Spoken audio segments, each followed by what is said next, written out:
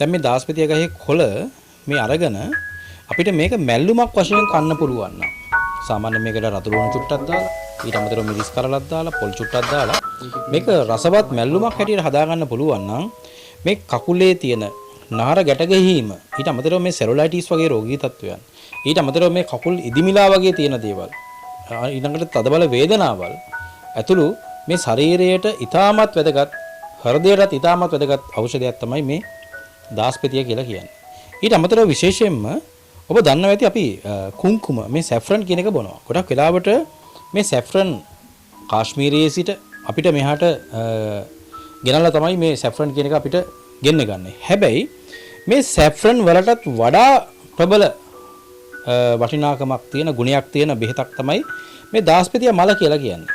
මේ දාස්පතිය මල මේක සාමාන්‍යයෙන් මානසික පීඩනය ඊට අමතරව සාමාන්‍යයෙන් මතක ශක්තිය වර්ධනය කරගන්න ඊට අමතරව සාමාන්‍යයෙන් ඇස්වල පෙනීම වර්ධනය කරගන්න ඉතා වටිනා ඖෂධයක් හැටියට මේ දාස්පතිය මල අපිට හඳුන්වන්න පුළුවන්. ඒක වේලලා අරගෙන මේක තම්බලා බොන්න පුළුවන් නම් ඉතා වටිනා ඖෂධයක් හැටියට මේක භාවිතා කරන්න පුළුවන්. ඊට අමතරව මේ නහරගැට ගැහිමේ කියන රෝගී තත්ත්වය මේ වෙරිකෝස් කියන රෝගී තත්ත්වයේදී ඉතා වටිනා දෙයක් තමයි මේ දාස්පතිය මල් සහ මේ දාස්පතිය මේ කොළ අරගෙන මේක හොඳට කොටලා මේකට තලතෙල් චුට්ටක් දාලා මේක හොඳට මේ මලවල ඒ ස්ථානයේ බඳින්න පුළුවන් නම් දින කීපයක් ඇතුළත මේ පාදවල තියෙන නහරගැට ගැහිම සුව වෙනවා. ඊට අමතරව සෙලුලයිටිස් වගේ රෝගී තත්ත්වයක් තියෙද්දි මේ තත්ත්වයකදී රතු වෙලා ඉදිමිලා වගේ තියෙන තත්ත්වයක් තියෙන පාදයේ.